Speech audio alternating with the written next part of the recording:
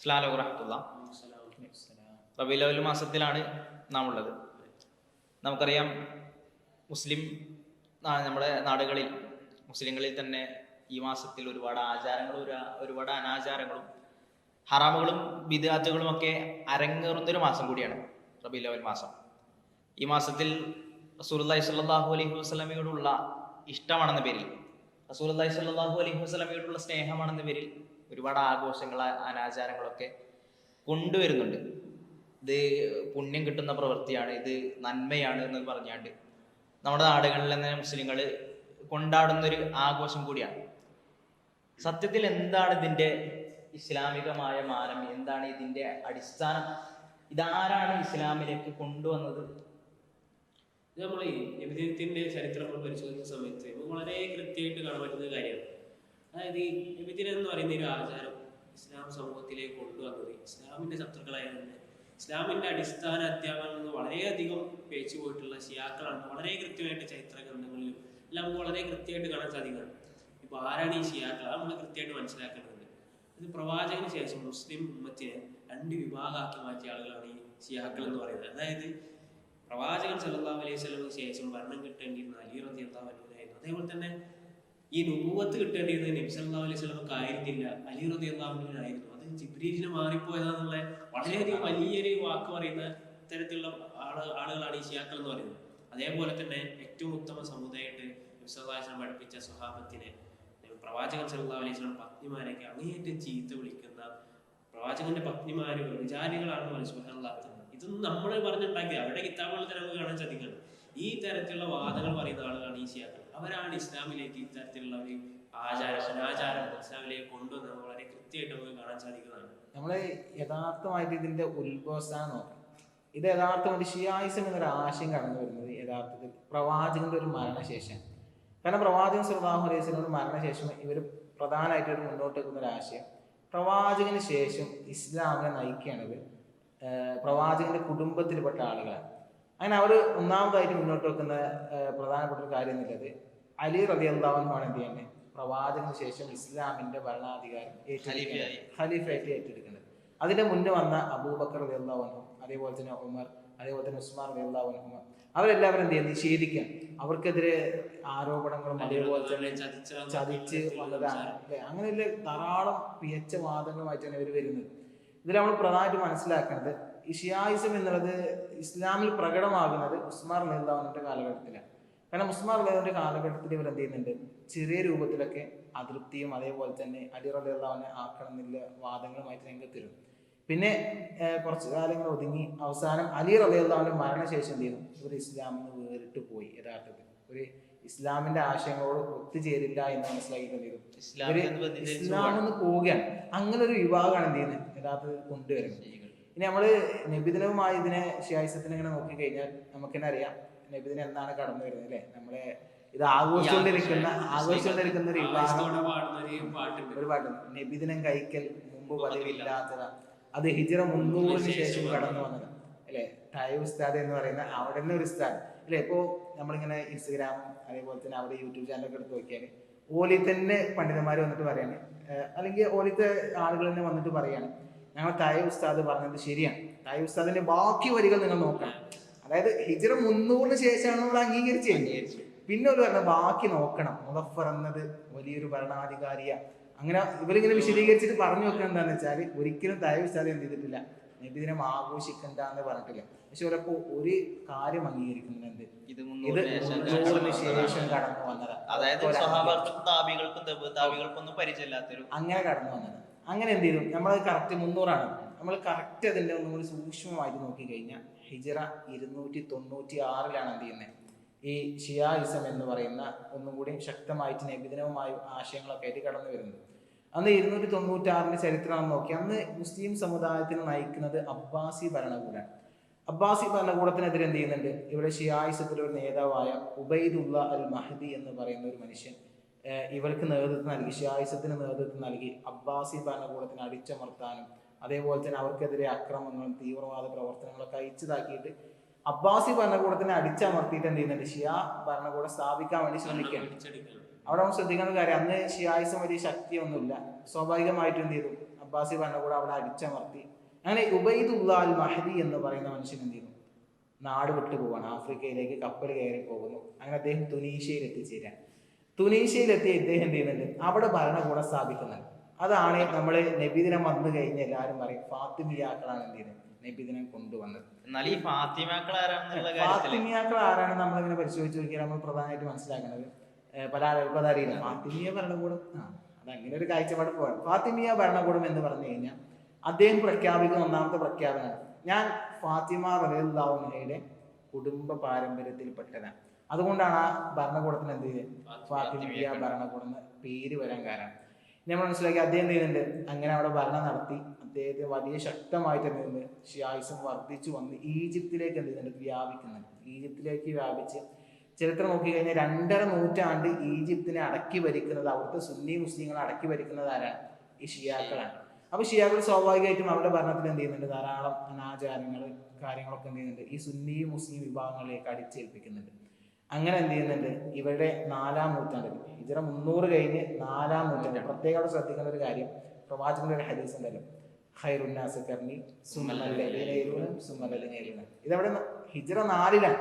പ്രവാചകൻ പറഞ്ഞു ഏറ്റവും നല്ല സമുദായം എന്റെ സമുദായം, പിന്നെ ഖൈറുന്നാസി ഖർനി സുമ്മല്ലദീന യലൂനഹും സുമ്മല്ലദീന യലൂനഹും, പിന്നെ അത് കഴിഞ്ഞ് വരുന്നവർ, പിന്നെ അത് കഴിഞ്ഞ് വരുന്നവർ. ഈ 3 വിഭാഗത്തിൽ എന്തില്ല, പ്രവാചകൻ നബിദിനമില്ല. പിന്നെ 4-ാമത്തെ നൂറ്റാണ്ടിലേക്ക് വരുന്നത് ആലോചിക്കേണ്ടത്. അതിൽ തന്നെ പ്രവാചകൻ പറഞ്ഞ ഏറ്റവും നല്ല സമുദായത്തിലെ ഏറ്റവും നല്ല സ്വഹാബികൾ എന്ത് ചെയ്യുന്നുണ്ട്, ഇവർ ഭിന്നിക്കുന്നുണ്ട്. ഇതെല്ലാം മാറ്റിയെടുത്തിട്ട് വന്നാൽ അങ്ങനെ എന്ത് ചെയ്യുന്നുണ്ട്, 4-ാമത്തെ നൂറ്റാണ്ടിൽ ഇവിടെ മൊയ്സ് എന്ന് പറയുന്ന ഒരു രാജാവ് അദ്ദേഹം പ്രഖ്യാപിക്കുന്ന, അദ്ദേഹം പറയുന്ന ഒരു വാക്കാണെന്ത്, ഞങ്ങൾ നബിന്റെ കുടുംബവുമായി ബന്ധപ്പെട്ടിട്ടാണ് എന്ത് ചെയ്യുന്നത് നമ്മൾ ഭരണം നടത്തുന്നത്, നമുക്ക് അങ്ങേയറ്റം സ്നേഹം അവരോടുണ്ട്, അതെങ്ങനെയെങ്കിലും നമുക്ക് പ്രകടിപ്പിക്കാൻ കഴിയാം. എന്നിട്ട് അദ്ദേഹം പ്രഖ്യാപിക്കുന്ന പ്രഖ്യാപനമാണെന്ത്, നമ്മൾ പ്രവാചകന്റെയും അതേപോലെ തന്നെ അലി റളിയല്ലാഹു അൻഹുവിന്റെയും അതേപോലെ തന്നെ ഫാത്തിമ റളിയല്ലാഹു അൻഹയുടെയും അവിടെ മക്കളായ ഹസൻ ഹുസൈൻ എന്നിവിടെ എല്ലാം ജന്മദിനം ആഘോഷിച്ചിട്ട് എന്ത് ചെയ്യണം, നബി കുടുംബത്തിനോടുള്ള ഒരു സ്നേഹം നമ്മൾ പ്രകടിപ്പിക്കണം. ഇതാണ് അവർ മുന്നോട്ട്, ഇതാണ് മൊയ്സ് രാജാവാണ് എന്ത് ചെയ്യുന്നത് നബിദിനത്തിന് തുടക്കം കുറിക്കുന്നത്. ഇസ്ലാമിന്റെ കൊടിയ ശത്രുക്കൾ, ഇസ്ലാമിന്റെ ശത്രുക്കളാണ് കൊണ്ടുവരുന്നത്.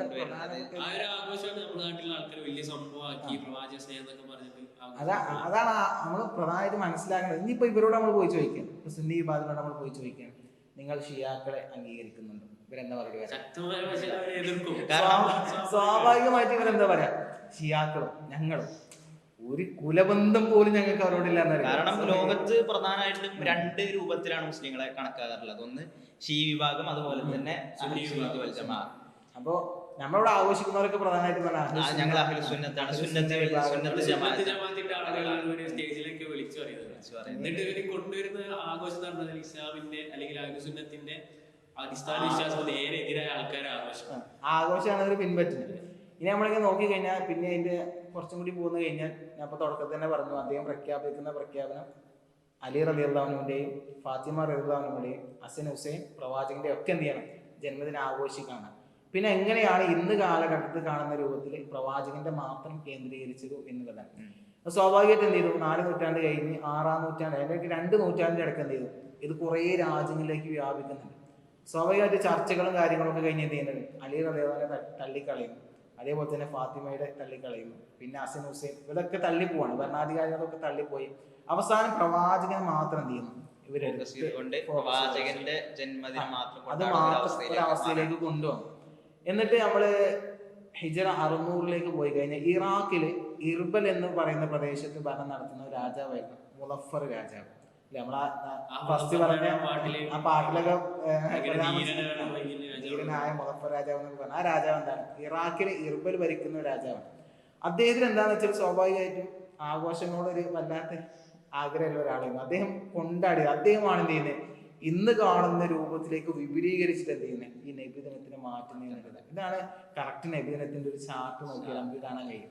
ഇനി നമ്മൾ മനസ്സിലാക്കേണ്ടത്, ഇത് ഇസ്ലാമില് പിന്നെ നബി സല്ലല്ലാഹു അലൈഹി വസല്ലമ പഠിപ്പിക്കാത്ത അല്ലെങ്കിൽ സ്വഹാബികൾ ചെയ്യാത്ത ഉത്തമ സമുദായം എന്ന് നബി സല്ലല്ലാഹു അലൈഹി വസല്ലമ പറഞ്ഞ ഈ സമൂഹങ്ങളിൽ ഒന്നുമില്ലാത്ത ആഘോഷമാണ്, അനാചാരമാണ്. അതുകൊണ്ട് തന്നെ നമ്മൾ ഇതിന് ബിദ്അത്തിന്റെ കൂട്ടത്തിലാണ് പരിഗണിക്കുക. അപ്പൊ നമുക്ക് കൃത്യമായിട്ട് മനസ്സിലാക്കാവുന്ന ഒരു കാര്യം ഞാൻ പറഞ്ഞുതരാം. ഇപ്പോ നീ എന്ത് ചെയ്യാണ്, ഒരു നബിദിനം ആഘോഷിക്കുന്ന ഒരു സുന്നി പണ്ഡിതനാണെന്ന് വിചാരിക്കും. ഞാനൊരു വിദ്യാർത്ഥി എന്ന നിലക്ക് എൻ്റെ മുന്നിലേക്ക് വന്നു, എന്നിട്ട് ഞാൻ ചോദിക്കുകയാണ്, നമ്മൾ ഇസ്ലാമിൽ ചെറിയ പെരുന്നാൾ എങ്ങനെ ആഘോഷിക്കാം, അന്ന് പ്രവാചകൻ കാണിച്ചു തന്ന സുന്നത്തുകളൊക്കെ ഹദീസിന്റെയും ഖുറാന്റെ അടിസ്ഥാനത്തിലൊന്ന് പറഞ്ഞുതരും. നീ എന്താ മറുപടി പറയും? നമ്മൾ നേരത്തെ എണീക്കണം, അതേപോലെ തന്നെ കുളിക്കണം, പുതിയ വസ്ത്രം ധരിക്കണം, സുഗന്ധം ഉപയോഗിക്കണം. ഇങ്ങനെ ഹദീസിൽ നമുക്ക് ഒരുപാട് കാണാൻ കഴിയും. ഒരു വഴിയിലൂടെ പോകണം, തിരിച്ചു വരുമ്പോൾ വേറെ വഴിയിലൂടെ വരണം, അതേപോലെ തന്നെ ആളുകളെ കണ്ട് അവരോട് സലാം പറഞ്ഞ് ആഘോഷം സന്തോഷം അവരോട് പങ്കുവെക്കണം. അങ്ങനെയൊക്കെ നമുക്ക് ഹദീസിൽ കാണാൻ പറ്റും പെരുന്നാളുമായിട്ട് ബന്ധപ്പെട്ട്. ഇനി അടുത്ത ചോദ്യം, എങ്ങനെയാണ് വലിയ പെരുന്നാൾ, പ്രവാചകന്റെ സുന്നത്തുകളും അതേപോലെ ഖുറാന്റെ അധ്യാപനങ്ങളൊക്കെ എന്തൊക്കെയാണ്? അതും ഇതേപോലെ തന്നെ നമ്മൾ നല്ല വസ്ത്രം ധരിച്ച് സുഗന്ധം ഉപയോഗിച്ച് പള്ളിയിലേക്ക് പോകുന്നു, 2 ഖുതുബ കേൾക്കുന്നു, അതേപോലെ തന്നെ നമ്മൾ ബലി ഇറക്കുന്നു, ആളുകൾക്ക് ഒരു വിതരണം ചെയ്യുന്നു. ഈ രീതിയിലുള്ള സുന്നത്തുകളൊക്കെ നമ്മൾ വളരെ കൃത്യമായിട്ട് ഹദീസുകളിലും ഖുറാനിലൊക്കെ നമുക്ക് കാണാൻ. ഇതിലൊക്കെ എന്താ വെച്ചാൽ നബി എല്ലാം പഠിപ്പിച്ചു തന്നിട്ടുണ്ട്. പിന്നെ ഹജ്ജിന്റെ നമുക്ക് എടുത്ത് നോക്കിയാൽ തന്നെ പിന്നെ ഇപ്പൊ ജുമാനെ ചോദിച്ചു കഴിഞ്ഞാൽ നമുക്ക് എന്തെങ്കിലും കൃത്യമായിട്ട് മറുപടി ഉണ്ട്. ഇനി ഇത് മാറിയിട്ടില്ല, നമ്മൾ ക്യാരക്ടർ മാറിയിട്ടില്ല. ഞാൻ ചോദിക്കാൻ ഉസ്താദെ, നബിദിനം ആഘോഷിക്കാൻ ഞാൻ എന്തൊക്കെ സുന്നത്തുകളാണ് അല്ലെങ്കിൽ എന്തൊക്കെയാണ് അതിന്റെ ഹദീസിൽ പ്രവാചകൻ നമുക്ക് പഠിപ്പിച്ചു തന്നത്? രാവിലെ തൊട്ട് വൈകുന്നേരം ഞാൻ എന്തൊക്കെയാണ് ചെയ്യേണ്ടത്? എന്താ പറയാ? ഉത്തരവ് നമുക്ക് പറയാൻ സാധിക്കില്ല എന്നുള്ളതാണ്. കാരണം ഹദീസുകള് ഗ്രന്ഥങ്ങൾ മൊത്തം നമ്മൾ വരുത്തിയാലും എവിടെ നമുക്ക് അതിന്റെ പ്രധാനപ്പെട്ട ഉദാഹരണം എന്ന് വെച്ചാല്, ഒരു കൊല്ലം ഒരു നബിദിനത്തിന്റെ പരിപാടി, അടുത്ത കൊല്ലം നോക്കിയാലോ ഒരു ബന്ധം ഉണ്ടാവില്ല. അതായത് ഇസ്ലാമിന്റെ ഒരു കാര്യങ്ങൾക്ക് മാറ്റില്ലല്ലോ. 1400 വർഷം കഴിഞ്ഞു, ഇന്നും ഇസ്ലാം പറഞ്ഞ അതേ രൂപത്തിൽ ഇസ്ലാമാണ്. പക്ഷെ നബിദിനം കൊല്ലം കഴിയുന്നതോറും ഡെവലപ്പ് ചെയ്ത് ഇപ്പൊ എന്താ കാട്ടുന്ന ഓലിക്കുന്ന അറിയില്ല. ഉദാഹരണത്തിന് നമ്മൾ ഹജ്ജിന്റെ കർമ്മങ്ങൾ തന്നെ എടുത്തു നോക്കി കഴിഞ്ഞാല്, പിന്നെ ഹജ്ജിന്റെ പല കർമ്മങ്ങളും എടുത്തു നോക്കിയാൽ അതിന്റെ യുക്തിയൊക്കെ അന്വേഷിച്ച് പോയാലേ നമുക്ക് അതിന്റെ യുക്തി കണ്ടെത്താൻ കഴിയില്ല. കാരണം റസൂലുള്ളാഹി സ്വല്ലല്ലാഹു അലൈഹി വസല്ലം പറഞ്ഞു, ഖുദു അന്നി മനാസികക്കും, നിങ്ങൾ എന്താണോ ഞാൻ ചെയ്ത് കാണിച്ചത് അതേപോലെ നിങ്ങൾ എടുക്കുക എന്നുള്ളതാണ്. ആ രൂപത്തിലാണ് ഇപ്പോഴും ഹാജിമാര് ഹജ്ജ് നിർവഹിക്കുന്നത്. എന്നാൽ നബിദിനത്തിന്റെ കാര്യം നേരെ തിരിച്ചാണ്.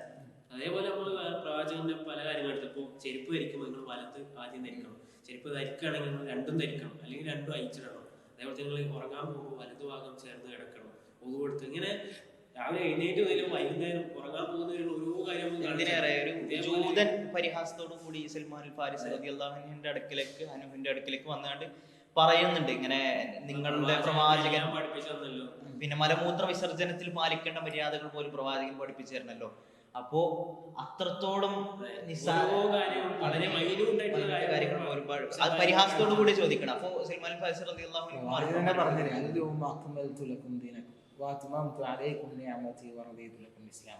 ഖുർആൻ പറഞ്ഞൊരു വിഷയം അല്ലെ. ഹദീസ് ആണെങ്കിൽ പോലും ഇങ്ങനെ സ്നേഹമൊക്കെ തപ്പിത്ത് പറയും, അത് അവിടെ അങ്ങനെ ഉണ്ടായിരുന്നു, ഇവിടെ ഇങ്ങനെ. ഖുർആൻ പറഞ്ഞൊരു വിഷയമാണ്, അത് പൂർത്തീകരിക്കപ്പെട്ട കാര്യം. അതിലേക്ക് ഞാൻ കൂട്ടിച്ചേർക്കാനില്ല, ഒന്ന് കുറക്കാനില്ല. ഇതാണ് ഇതിന്റെ ഒരു അവസ്ഥ നോക്കി കഴിഞ്ഞാൽ വളരെ പരിതാപകരമാണ്. ഇതൊക്കെ നമ്മൾ പറഞ്ഞ് മനസ്സിലാക്കി കൊടുത്താലും അവസാനം നമുക്ക് എന്ത് ചെയ്യാം? വഹാബികൾ പണ്ടേ അങ്ങനെയാണ്, പ്രവാചകനെ സ്നേഹിക്കാത്ത, അങ്ങനെയാണ് ഇങ്ങനെയാണ്. നമ്മളെ പൈ ചാടിയെന്നല്ല, അത് ഇതൊക്കെ ഒരു നിജസ്ഥിതി മനസ്സിലാക്കാൻ എന്തില്ല ഇവര് തയ്യാറാണ്. ഏറ്റവും വലിയൊരു കോമഡി അല്ലെങ്കിൽ വിരോധാഭാസം എന്ന് പറഞ്ഞാല് ഇവരെന്നെ ഈ പാടി നടക്കും. അത് ഈച്ചറ 300 ശേഷം വന്നത് എന്നിട്ട് നമ്മള് തെളിവ് വയ്ക്കുമ്പോൾ എവിടുന്ന തെളിവെടുത്തില്ല ഖുറാനിന്. അത് എത്ര വലിയ തമാശ. വലിയൊരു കാര്യമാണ്. നമ്മൾ മനസ്സിലാക്കുന്ന പ്രധാനപ്പെട്ട കാര്യം എന്ന് വെച്ചാല്, ഇതിന് ഖുറാനായിട്ടുണ്ട് അല്ലേ? ഓരോ പണ്ഡിതന്മാരെന്നെ പാടി എന്ത് ഹിജ്റ 300 ശേഷം എന്നിട്ട് പിന്നെ ഇവര് അതിനെ ഇന്ന പണ്ഡിതൻ ഇങ്ങനെ തഫ്സീറായിരിക്കണം, ഇന്ന പണ്ഡിതൻ ഇങ്ങനെ പറഞ്ഞിരിക്കണം. അതുകൊണ്ട് എന്ത് ചെയ്യാം, നമുക്ക് ആഘോഷിക്കാം. യഥാർത്ഥത്തിൽ നമ്മൾ മനസ്സിലാക്കേണ്ട ആരാണ് യഥാർത്ഥത്തിൽ ഖുർആന്റെ ബയാൻ ചെയ്ത് ഖുർആനെ വിശദീകരിച്ചത് ആരാണ്? പ്രവാചകനാണ് ഖുർആനിന്റെ ആയത്തുകള് പിന്നെ ജിബ്രീൽ അലൈഹിസ്സലാത്തു വസ്സലാം വഹിയായിട്ട് കൊണ്ട് നൽകിയത്. അത് മാത്രല്ല, ഇബ്നു മസ്ഊദിന്റെ ഒരു കൗലുണ്ട്. അദ്ദേഹം പറയുന്നത്, അതായത് ഞാനും ഉസ്മാൻ തങ്ങളൊക്കെ ഖുർആൻ പഠിക്കുന്ന സമയത്ത് നിങ്ങൾ ആദ്യം ഒരു 10 ആയത്ത് പഠിക്കും. 10 ആയത്ത് പഠിച്ചാൽ ജീവിതത്തിൽ കൊണ്ടുവന്നതിന് ശേഷം മാത്രമേ ഞങ്ങൾ അടുത്ത ആയത്ത് പഠിക്കുന്നതാണ്. അതായത് അത്രത്തോളം ആയത്ത് വന്നാൽ ഞങ്ങൾ അമലാക്കും, എന്നിട്ട് അടുത്ത ആയത്ത് പഠിക്കുള്ളൂ. നന്മയുടെ വിഷയത്തിലൊക്കെ അബൂബക്കർ റളിയല്ലാഹു അൻഹു നന്മയുടെ വിഷയത്തിൽ അത്രത്തോളം മുൻകടന്നവനെന്നാണ്. ആ സ്വഭാവത്തിനൊന്നും ഈ ആയത്ത് തിരിഞ്ഞില്ല. ഈ സമസ്തയിലെ പണ്ഡിതന്മാർക്കാണ് ഈ ആയത്ത് തിരിഞ്ഞെന്നൊക്കെ പറയുമ്പോഴേ എത്ര ഗൗരവമുള്ള വിഷയമാണ്. അതിന്റെ വിഷയം നോക്കി കഴിഞ്ഞാൽ സമസ്തയുടെ ആൾക്കാർക്ക് പ്രത്യേകിച്ച് കേരളത്തിലെ ഈ മൂലക്കൊക്കെ എന്ത് ചെയ്യുന്നുണ്ട്, കുറെ കാര്യങ്ങൾ കിട്ടുന്നുണ്ട് അല്ലേ? ഏതാനും ദിവസങ്ങൾക്ക് മുന്നേ ഒരു മുടിന്റെ വിഷയം കുറച്ച് മുന്നേ ഉണ്ടായിരുന്നു. ഇപ്പൊ ഇന്നലെ അതെന്തായി, കുറച്ച് ഒന്നും കൂടി കൂടിപ്പോ. നിങ്ങൾ ആലോചിച്ച് നോക്കുക, എത്രയോ അല്ലെ മുസ്ലിങ്ങളെ രാജ്യങ്ങളുണ്ട്, അവിടെ ഒന്നും കിട്ടാത്തൊരു മുടി എന്ത് ചെയ്തു ഇവിടെ കിട്ടി. കേരളത്തിന്റെ ഈ മൂലൊക്കെ കിട്ടി. ആ മൂലൊക്കെ കിട്ടിയ മുടി എന്ത് ചെയ്യുന്നുണ്ട്, വലുതാകുന്നുണ്ട്. ആലോചിച്ച് നോക്കുക അതിന്റെ ഒരു അവസ്ഥ. ഇതിന് സാമ്പത്തികമായിട്ട് ഒരുപാട് നേട്ടങ്ങൾ അവർക്കുണ്ട്. അതാണ് ഐഹികപരമായുള്ള നേട്ടങ്ങൾ. എനിക്ക് തോന്നുന്ന ഒരു വിഷയം എന്താണെന്ന് വെച്ചാല്, കുറച്ച് മുന്നേ നല്ല കത്ത് നിന്നിരുന്നു. അപ്പൊ അന്ന് കിട്ടിയ പണം കഴിഞ്ഞപ്പോഴാണ് മുടിക്ക് 1 സെന്റിമീറ്റർ കൂടിയെന്ന് എനിക്ക് തോന്നുന്നത്. ഇങ്ങനെയുള്ള ഒരുപാട് തെളിവുകൾ ഇപ്പൊ ഖുർആനിലായത്ത് നമ്മൾ പറഞ്ഞു. പിന്നെ ഇതേപോലെ ഹദീസുകൾ വളച്ചൊടിക്കുക, അതായത് പ്രവാചകൻ ഉദ്ദേശിക്കാത്ത ഒരു അർത്ഥം ഹദീസിന് കൊടുത്തിട്ട് അത് നബിയെ തെളിവാക്കുക. അങ്ങനെയുള്ള ഒരു ഹദീസാണ് ഇപ്പോ നമുക്കറിയാം അബൂലഹബിന്റെ ഒരു സ്വഹീഹ് ബുഖാരിയുള്ള ഒരു അദ്ദേഹം കൊണ്ടുവരുന്ന ഒരു ഹദീസ് ഉണ്ട്. അതായത് അബൂലഹബിന് ഒരാൾ സ്വപ്നം കാണുന്നു, അതിൽ അദ്ദേഹം വളരെ നല്ല രീതിയിലാണ്, അദ്ദേഹം മോശപ്പെട്ട നിലയിലാണ്. അപ്പോൾ അദ്ദേഹത്തിനോട് ചോദിക്കുന്നുണ്ട് എന്താണ് ഇങ്ങനെ കാണുന്നത്. അപ്പോൾ പറഞ്ഞു ഞാൻ നരകത്തിലാണ്, എനിക്ക് വളരെ മോശപ്പെട്ട ഒരു അവസ്ഥയിലാണ് ഞാൻ ഉള്ളത്, പക്ഷെ എനിക്ക് തിങ്കളാഴ്ച ഒരു ഇളവ് കിട്ടുന്നുണ്ട്. അതായത് പ്രവാചകൻ ജനിച്ച ദിവസം ഞാൻ സന്തോഷിച്ചു, അതുകൊണ്ട് എനിക്ക് എല്ലാ തിങ്കളാഴ്ചയും വെള്ളം കിട്ടും എന്ന് പറയുന്ന ഒരു ഹദീസ്. ഇത് പറഞ്ഞിട്ട് ഒരു തെളിവാക്കണം. ആലോചിച്ചോക്കണം. ഇസ്ലാമിനെ അത്രത്തോളം ഉപദ്രവിച്ച അബൂലഹബ് ഖുർആനിൽ തെളിവില്ല, ഹദീസുകളില്ല, സ്വഹാബത്തിൽ. പിന്നെ ഇസ്ലാമിന്റെ ഏറ്റവും കൊടിയ ശത്രുവായിട്ടുള്ള അബൂലഹബിനുള്ള തെളിവുണ്ട്. വിശുദ്ധ ഖുർആനിൽ പോലും അബൂലഹബിന്റെ കരങ്ങൾ നശിച്ചു പോകട്ടെ എന്ന് പറഞ്ഞൊരു ഒരാളുടെ പേരിൽ ആ തെളിവ് ഉദ്ധരിക്കാണ്. അപ്പൊ ഒന്ന് ആലോചിച്ച് ഇവർ നേരെ ഖുർആന് എതിരാണ്. ഖുർആനിൽ കൃത്യമായിട്ട് പടച്ചവൻ പറയാണ് അബൂലഹബിന്റെ 2 കൈകൾ നശിച്ചതാണ്. എന്നിട്ട് ഇവര് ഹദീസിൽ നിന്ന് തെളിവെടുത്ത് ഉദ്ധരിക്കും. അത് നേരെ ഖുർആനിൽ അവിശ്വസിച്ച ആളായി മാറിയാണ് അത് ചെയ്യുമ്പോൾ. പടച്ചവൻ പറഞ്ഞാൽ അവര് പ്രധാനമായിട്ട് ഉന്നയിക്കുന്ന ഒരു ആയത്തുണ്ട്. പലപ്പോഴും ആളുകൾ ഈ ആയത്ത് കേൾക്കും, പടച്ചവനെ ഖുർആൻ പറഞ്ഞൊരു വിഷയം അത് നമ്മൾ നിഷേധിക്കുക എന്നൊരു ആയത്തുണ്ട് അല്ലെ. സൂറത്ത് യൂനിസിലെ 58-ാമത്തെ വചനത്തിൽ പറയുന്നത് ഖുൽ ബിഫദ്ലില്ലാഹി വബിറഹ്മതിഹി ആണ്. എന്താണ് അതിന്റെ യഥാർത്ഥ ഒരു ഷറഹ് അല്ലെ, ആളുകൾക്ക് മനസ്സിലാക്കി കൊടുക്കുന്നത്. അവിടെ നമ്മൾ മനസ്സിലാക്കേണ്ടത് ഇവർ പറയുന്നത് ഈ റഹ്മത്ത് എന്ന് ഈ ആയത്തിൽ പറഞ്ഞത് പ്രവാചകനാണെന്നാണ്. അതിൽ നമുക്ക് സംശയമൊന്നുമില്ല, അവിടെ ഒരാൾക്കും സംശയമില്ല. കാരണം പ്രവാചകൻ റഹ്മത്താണ്. ഒരു തഫ്സീറിൽ പറയേണ്ട ആവശ്യം നമുക്കില്ല. പഠിച്ചോൻ തന്നെ ഖുർആനിൽ പറഞ്ഞതാണ് അതായത് പ്രവാചകനെ അങ്ങേ റഹ്മത്തായി കൊണ്ട് അയച്ചിട്ടില്ല. അതിലൊന്നും ആകെ സംശയമുള്ളത് ഇത് നബിയത്തെ തെളിവാണെന്നുള്ളതാണ്. നമ്മൾ മനസ്സിലാക്കുന്നത് ഇതിനെ കൃത്യമായിട്ട് സ്വഹാബത്ത് പ്രവാചകന്റെ അടുത്ത് കൃത്യമായി കൊണ്ട് ഖുർആൻ പഠിച്ച ആളുകൾ സ്വഹാബത്ത് ആ സ്വഭാവത്ത് കൃത്യമായിട്ട് ആയത്തിന് വിശദീകരിച്ചത് ഇബ്നു അബ്ബാസ് റളിയല്ലാഹു അൻഹു റയീസുൽ മുഫ്സിരീനാണ്, മുഫ്സിരീങ്ങളുടെ നേതാവാണ്. അദ്ദേഹം പറയുന്നത് ഇതിൽ പറയുന്ന റഹ്മത്ത് എന്താണ്? ഇസ്ലാമാണ്, അതേപോലെ തന്നെ ഹിദായത്താണ്. ഈ കാര്യങ്ങൾ കൊണ്ട് സന്തോഷിക്കാനാണ് പറഞ്ഞതെന്ന് ഇബ്നു അബ്ബാസ് കൃത്യമായിട്ട് പറഞ്ഞു. ഇനി ആയിക്കോട്ടെ പ്രവാചകൻ തന്നെയാണ് വെച്ചോട്ടെ, അതിൽ നമുക്ക് സംശയമില്ല. അങ്ങനെയാണെങ്കിൽ ഒരിക്കലും നബിദിനത്തിന് തെളിവാതില്ല. ഈ ആയത്ത് സ്വഹാബാക്കൾക്കാണ് ഓതി കേൾപ്പിച്ചത്. ഈ ആയത്ത് സ്വഹാബികൾക്ക് മനസ്സിലായില്ല കാരണം ഇത്ര അതുപോലെ നമുക്ക് എത്തിച്ചേരുന്നത്. പ്രവാചകന്റെ കഴിഞ്ഞ പിന്നെ സ്വഭാവത്താണ് ഏറ്റവും കൂടുതൽ എന്ത് ചെയ്യുന്നത് ഗ്രഹിച്ച് മനസ്സിലാക്കുന്നത്. ഇനിയിപ്പോ ഇവിടെയൊക്കെയാണ് എന്ത് ചെയ്യാ, ഇതൊരു പ്രവാചക സ്നേഹം കൊണ്ട് ഞങ്ങൾ കാണിക്കാന്നുള്ളത്. അങ്ങനെയാണെങ്കിൽ നമ്മൾ സ്വഭാവത്തിന്റെ ചരിത്രം നോക്കണം. പ്രവാചകനെ അത്ര സ്നേഹിച്ചൊരു വേറെ ഒരു കൗമ് കാരണം നമ്മള് ചരിത്രമായി നമുക്ക് സത്യം പറഞ്ഞാൽ വിശ്വസിക്കാൻ പോലും പറ്റാത്ത രീതിയിൽ പ്രവാചകനെ ഇഷ്ടപ്പെടുകയും അവിടുത്തെ ഭയങ്കര രീതിയിൽ അനുകരിക്കുകയും ചെയ്ത ആൾ ഇബ്നു ഉമർ റളിയല്ലാഹു. അതായത് പ്രവാചകൻ കുനിഞ്ഞെടുത്ത് ഇബ്നു ഉമർ കുനിയുന്നതാണ് ഒരു ചരിത്രം പറയുന്നത്. അതായത് പ്രവാചകൻ ഒരു ദിവസം പള്ളിയിൽ ഇരുന്നുകൊണ്ട് ക്ലാസ് എടുക്കാണ്. അപ്പോൾ പുറത്തുനിന്ന് ഒരു സ്വഹാബി വരുന്നുണ്ട്. അപ്പോൾ പ്രവാചകൻ പള്ളിയിലുള്ള ആളുകളോട് ഇരിക്കാൻ പറയണം. ഈ സ്വഹാബിയോടല്ല പറയുന്നത്, ഉള്ളിലുള്ള ആളുകളോട്. പക്ഷെ പ്രവാചകൻ ഇരിക്കാൻ പറഞ്ഞല്ലോ എന്ന് ആലോചിച്ച് ആ പുറത്തുനിന്ന് വരുന്ന സ്വഹാബി എന്താണ് പള്ളിയിൽ പുറത്തിരിക്കുകയാണ്. കാരണം കുറെ നേരം അവിടെ ഇരുന്നു. പിന്നെ പ്രവാചകൻ ഈ സ്വഹാബിന്റെ അടുത്ത് പോയിട്ട് ചോദിക്കുക എന്താ അവിടെ ഇരിക്കുന്നത്, ഉള്ളിലേക്ക് വരാം. അപ്പോൾ പ്രവാചകൻ നേരത്തെ ഇരിക്കാൻ പറഞ്ഞിട്ടുള്ളൂ. ഇത്ര പോലും പ്രവാചകൻ. അതുപോലെ തന്നെ ഇബ്നു ഉമർ റളിയല്ലാഹു അൻഹുവിന്റെയും മറ്റൊരു സംഭവം, ഇബ്നു ഉമർ റളിയല്ലാഹു അൻഹു ഒരിക്കൽ നടന്നു പോകുന്ന സമയത്ത് ഒരു സ്ഥലത്ത് പുരിയാണ്. അപ്പോൾ എന്തിനാണ് താങ്കൾ ഇങ്ങനെ പുരിയെന്ന് ചോദിക്കപ്പോൾ ഇബ്നു ഉമർ റളിയല്ലാഹു അൻഹു കൊടുക്കുന്ന മറുപടി, ഒരിക്കൽ റസൂലുള്ളാഹി സ്വല്ലല്ലാഹു അലൈഹി വസല്ലമ അന്നൊരു മരം ഉണ്ടായിരുന്നു എന്നാണ്. ആ മരത്തിന്റെ ചുവട്ടിൽ പിന്നെ കൊമ്പുണ്ടായതുകൊണ്ട് തന്നെ അതിന് കുനിഞ്ഞുകൂടിയാണ് നടന്നത്. ആ മരം ഇപ്പൊ അവിടെ ഇല്ല. പക്ഷേ റസൂലുള്ളാഹി സ്വല്ലല്ലാഹു അലൈഹി വസല്ലമയെ അത്രത്തോളം അനുധാവനം ചെയ്യാൻ സ്വഹാബികൾ ശ്രദ്ധിച്ചിരുന്നു എന്നുള്ളതാണ്. ഈ സ്നേഹം തന്നെ നോക്കുക. എന്നെ അത്ഭുതപ്പെടുത്തിയൊരു സ്വഹാബിയാണ് ഹുബൈബ് റളിയല്ലാഹു അൻഹു. അദ്ദേഹത്തിന്റെ ചരിത്രം എന്ന് പറഞ്ഞാൽ പ്രവാചക സ്നേഹത്തിന് ഉത്തമമായ മാതൃകയാണ്. കാരണം അദ്ദേഹത്തിന് മുശ്രിക്കുകൾ പിടിച്ചു കൊണ്ടുപോകുന്നുണ്ട്. അങ്ങനെ തെമീം കുന്നിന്റെ മുകളിലേക്ക് കൊണ്ടുപോയിട്ട് ഇദ്ദേഹത്തിന് ചാട്ടവാറ് കൊണ്ട് അടിക്കുകയാണ്. എന്നിട്ട് ഓരോ ചാട്ടവാറ് അടി കൊള്ളുമ്പോഴും ശത്രുക്കൾ വിളിച്ചു പറയുന്നു, ഹുബൈബെ നീ ലാ ഇലാഹ ഇല്ലല്ലാഹ് വെടിയാൻ തയ്യാറുണ്ടോ, ഇസ്ലാം വെടിയാൻ തയ്യാറുണ്ടോ? അപ്പൊ ഇദ്ദേഹം ഉറക്കനെ പ്രഖ്യാപിക്കാണ് ലാ ഇലാഹ ഇല്ലല്ലാഹ്, ഞാൻ എന്ത് വന്നാലും എന്ത് ചെയ്യില്ല, ലാ ഇലാഹ ഇല്ലല്ലാഹ് വെടിയില്ല. അങ്ങനെ ശരീരത്തിലേക്ക് ശക്തമായിട്ട് എന്ത് ചെയ്യാം, ഇവരിങ്ങനെ മർദ്ദനങ്ങൾ വല്ലാതെ കൊടുക്കുകയാണ്.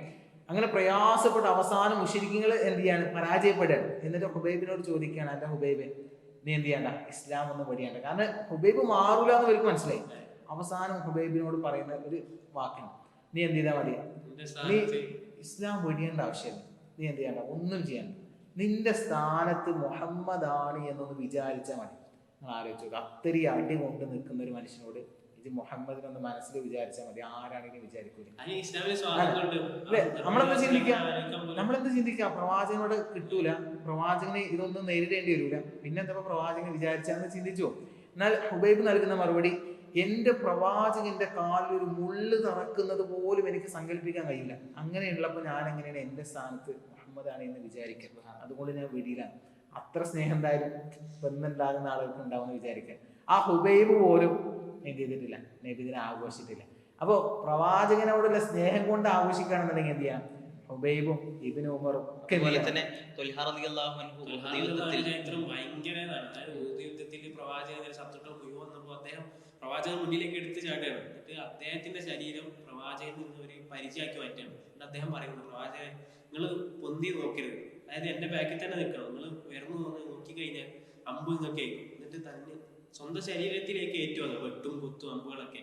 ചരിത്രം പരിശോധിക്കാൻ നമുക്ക് കാണാം, ഈ യുദ്ധം കഴിഞ്ഞ് പോകുമ്പോൾ തെൽഹാറിന്റെ ശരീരത്തിൽ ഏകദേശം 83ഓളം വെട്ടുകളും കാണുന്നതാണ്. പ്രവാചകൻ തന്നെ പറയുന്ന ഒരു വാക്കില്ല, നിങ്ങൾക്ക് ജീവിച്ചിരിക്കുന്ന ഒരു ഷഹീദിനെ കാണണം, തൊൽഹാനെ നോക്കണം എന്നാണ്. ജീവിച്ചിരിക്കുന്ന ഒരു ഷഹീദിനെ കാണുന്നില്ലെങ്കിൽ ശരീരം കൊടുത്ത് പ്രവാചകൻ ഇഷ്ടപ്പെടും. എന്റെ ശരീരം പോയാൽ എനിക്ക് പ്രശ്നമില്ല, എന്റെ പ്രവാചകനൊന്നും പറ്റരുത്, എന്റെ ശരീരം ഞാൻ കൊടുക്കാൻ തയ്യാറാണ്. അദ്ദേഹം പറയുന്ന ഒരു വാക്കുണ്ട് പ്രവാചകനെ എന്റെ ഉമ്മാനെ ഉപ്പ നിങ്ങൾക്ക് ഞാൻ പലി തരാന്ന് പറയാം. അത്രത്തോളം ജീവൻ കൊടുക്കുകയാണ് പ്രവാചകന് വേണ്ടി. അങ്ങനെ ഇഷ്ടപ്പെട്ട തൊൽഹാർ ഒരിക്കലും എവിടെങ്കിലും ഇവര് നടത്തുന്ന പോലെ വലിയ രീതിയിൽ നടത്താൻ തൊൽഹാർ ഫണ്ടില്ലാന്ന് കരുതാം. ഒരു കാരക്കാഴ്ചകളെങ്കിലും കൊടുത്തിട്ട് അദ്ദേഹത്തിന് ആഘോഷിക്കാതിരുന്നില്ല. ഇവിടെ നമ്മൾ മനസ്സിലാക്കുന്ന പ്രധാന ഉദ്ദേശം പ്രവാചക സ്നേഹത്തിനെ മുൻനിർത്തിയിട്ടല്ല. കാരണം പ്രവാചക സ്നേഹത്തിനെ മുൻനിർത്തിയിട്ടാണെങ്കിൽ പ്രവാചകൻ പറഞ്ഞ വാക്കിനെ അംഗീകരിക്കണം. പ്രവാചകൻ എന്താ പറഞ്ഞത്? പ്രവാചകൻ ഒരു ഹദീസ് ഉണ്ട്, ഞാൻ ജനിച്ചത് തിങ്കളാഴ്ചയാണ്. അന്ന് പ്രവാചകൻ എന്താ പറഞ്ഞത്? സുന്നത്ത് നോമ്പ് എടുക്കണം എന്നാണ് പ്രവാചകൻ പറഞ്ഞത്. ഇവരത് നോമ്പെടുക്കണം.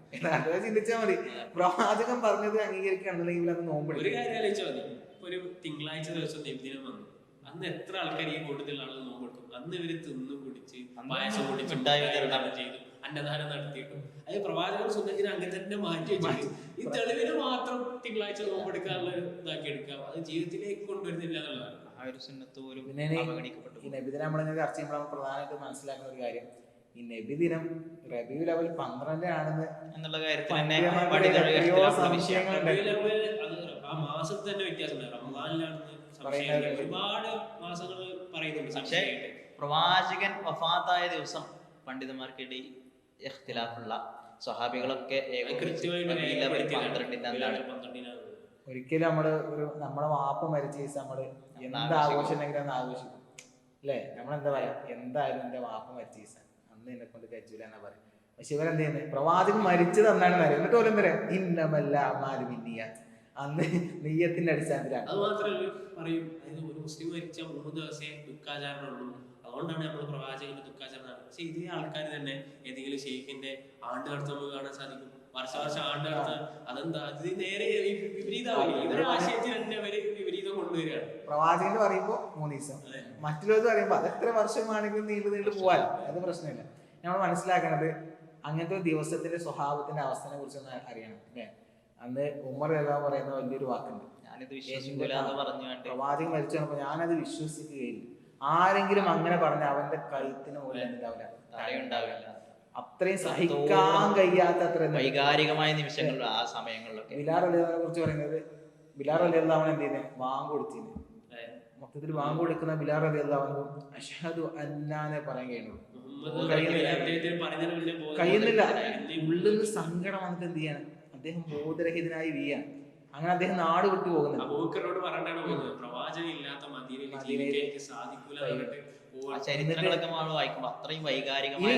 ഇവര് പറഞ്ഞ പോലെ 3 ദിവസമാണ് ഇപ്പോൾ സങ്കടം ഉണ്ടായെന്ന് വിചാരിക്കും. പിന്നെ എന്ത് ചെയ്യുന്നുണ്ട്? ബിലാൽ റളിയല്ലാഹു ബാങ്ക് കേൾക്കാൻ പോയിട്ട് ഉമർ തിരിച്ചു വിളിക്കുന്നുണ്ട്.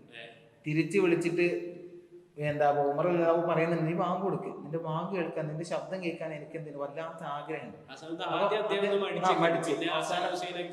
നിർബന്ധിച്ച പദം കേൾക്കുന്നുണ്ട്.